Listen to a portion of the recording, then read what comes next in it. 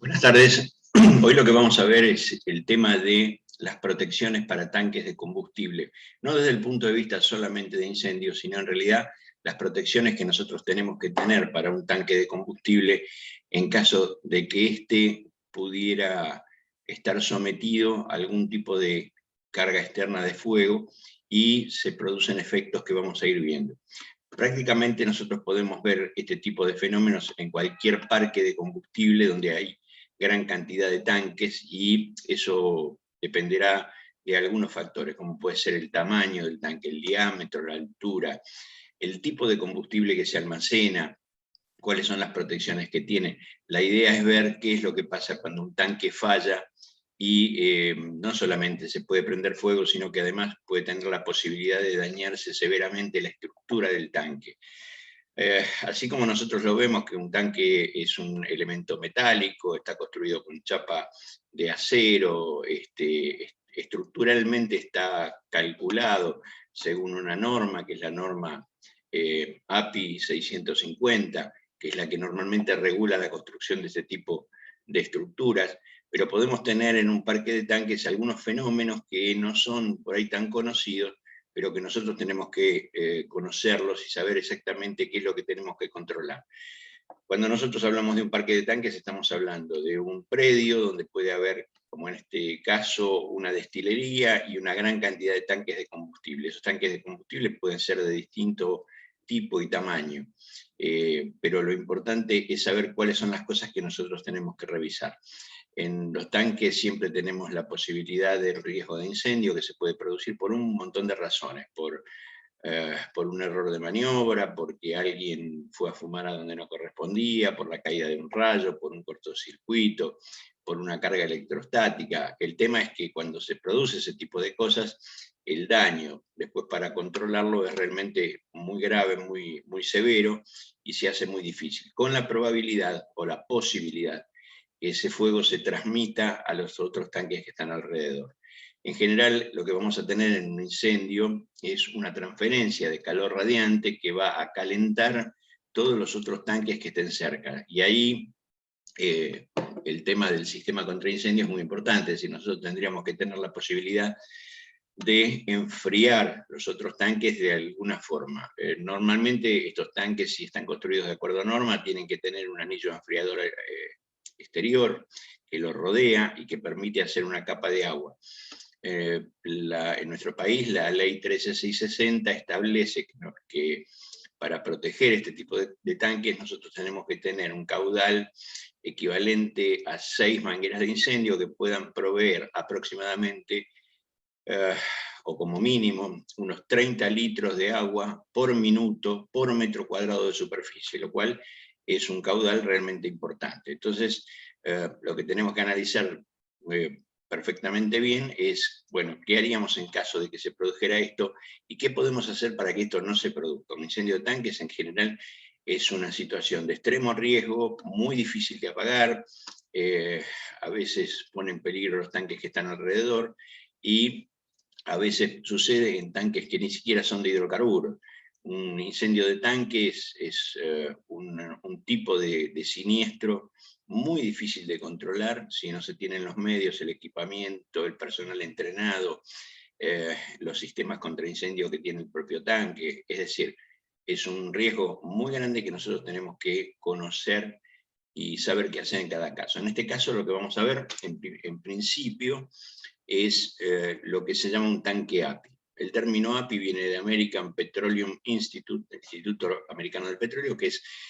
el que regula y pone todas las normas y establece los procedimientos y da las normas de construcción, de mantenimiento para este tipo de tanques. Estos tanques pueden almacenar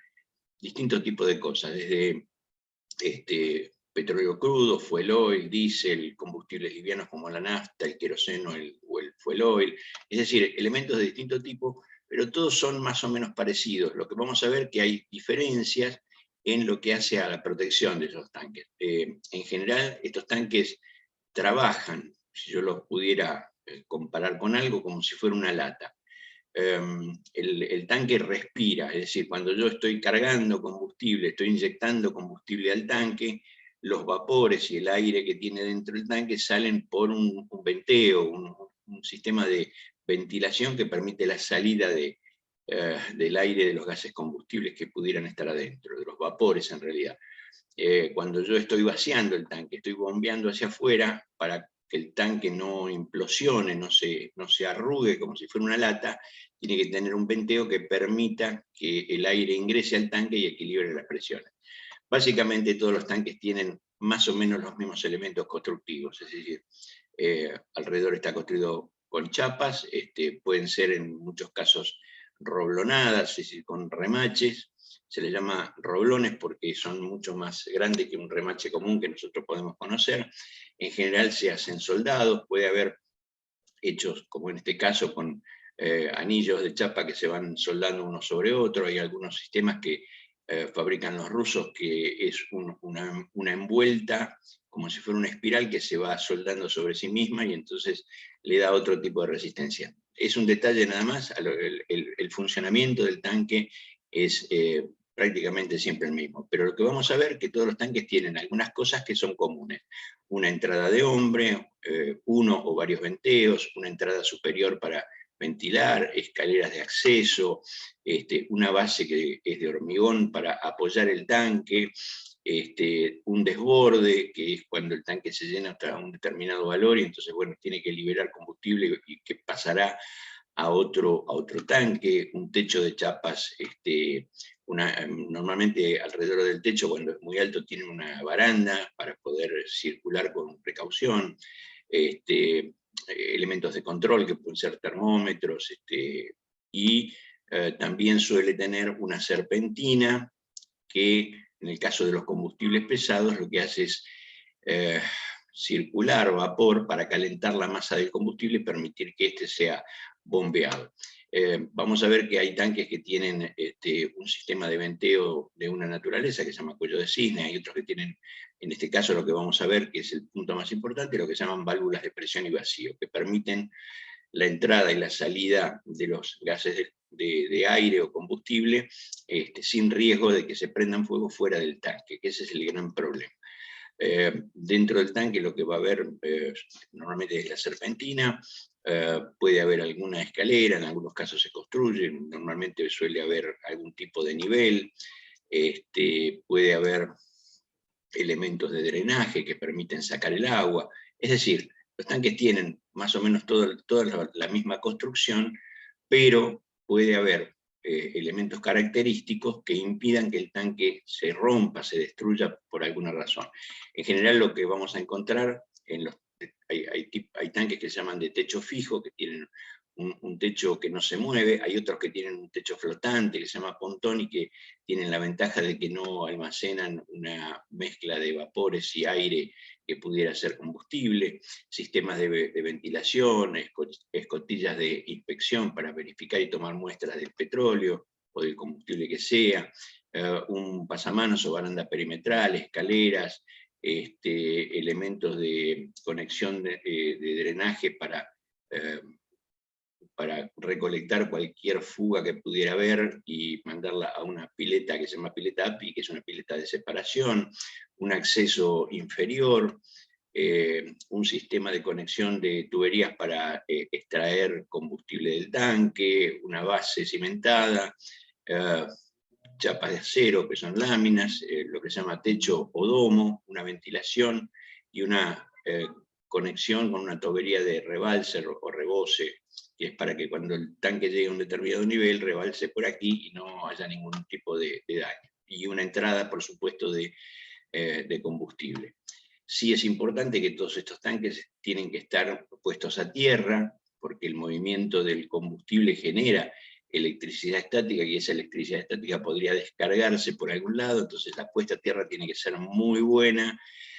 tiene que ser verificada regularmente, nos tenemos que asegurar que esa puesta a tierra siempre esté funcionando bien, que no se corte, por lo cual requiere un proceso de medición y procesos de control que aseguren que esto funciona correctamente. Los que vimos recién son los tanques de techo fijo. El tanque de techo flotante lo que tiene es un techo que sube y baja con el combustible, lo cual evita tener una cámara de aire, una cámara de mezcla. Luego el resto es casi igual, no tienen techo, sino que el techo es este pontón que sube y baja. Ese pontón tiene algunos sistemas de venteo, y tiene algunas columnas interiores, y tiene en el borde, que es donde desliza el pontón sobre la pared, tiene una junta de goma de tamaño importante, que permite que no haya fugas de vapores hacia el exterior. Básicamente los tanques de techo flotante suelen ser tanques de mucho diámetro. Eso es también por un problema constructivo, porque cuando las vigas que conformarían el techo tendrían que construirse con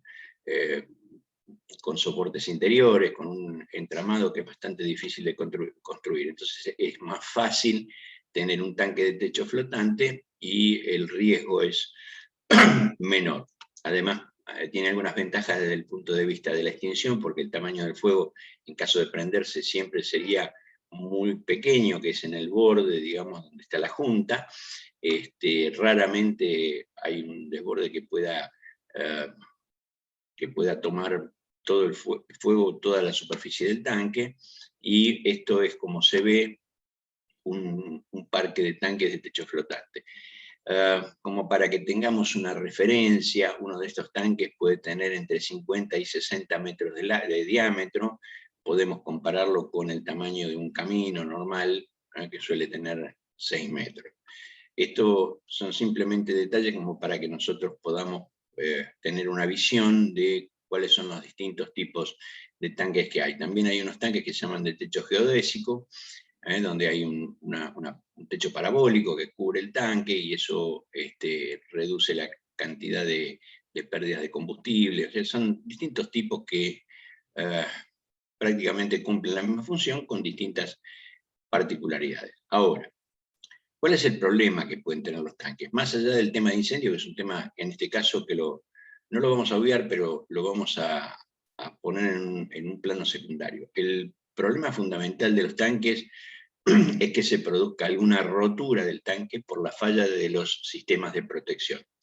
Una de esas fallas que se puede producir es lo que se llama el colapso del tanque, que puede darse normalmente por implosión y en algunos casos por sobrepresión. La sobrepresión se produce cuando yo tengo en la bomba que inyecta el combustible un caudal que es muy grande y no llega a ventilar a través de los sistemas de venteo con la suficiente velocidad, y el tanque se infla, queda como si fuera un pan dulce, se deforma. Pensemos que una presión no muy grande, una presión de 1 kilo por centímetro cuadrado en toda la superficie que puede tener este tanque, hace una fuerza enorme. Entonces esos tanques pueden deformarse como si fuera una lata a la cual yo la tapo y la pongo, la someto al calor, y la lata se va a hinchar. Y contrariamente, si la lata está destapada, se llena con aire caliente o aire del ambiente, y la tapo y la pongo en un lugar que está frío, la lata implosiona. ¿Por qué? Porque el aire que está dentro reduce su volumen y ese efecto se produce directamente sobre la chapa. Estos son efectos que nosotros lo ponemos a nivel de un ejemplo con una lata, pero que cuando vamos a un tanque de este tipo, el efecto final es catastrófico. Acá tenemos un ejemplo de lo que puede pasar con un tanque que el techo ha colapsado, se deformó, y bueno, para repararlo hay que hacer todo un proceso de desarme, hay que soldar. Entonces eso se complica mucho porque el tanque no se puede soldar obviamente estando lleno, entonces necesita todo un proceso de vaciado, de limpieza, de purga, de preparación para poder reparar eso. De acá es de donde deducimos que es muy importante el tema de evitar el colapso, que puede darse puede producirse una implosión por vacío o un estallido por deformación hacia afuera. Aquí tenemos lo que sería un tanque, un tanque de un camión tanque, que también ha fallado alguna válvula de control de presión y el tanque se implosiona. En este caso vemos que es un tanque de acero inoxidable de gran tamaño, pero que el resultado final es importantísimo desde el punto de vista de lo que puede producir.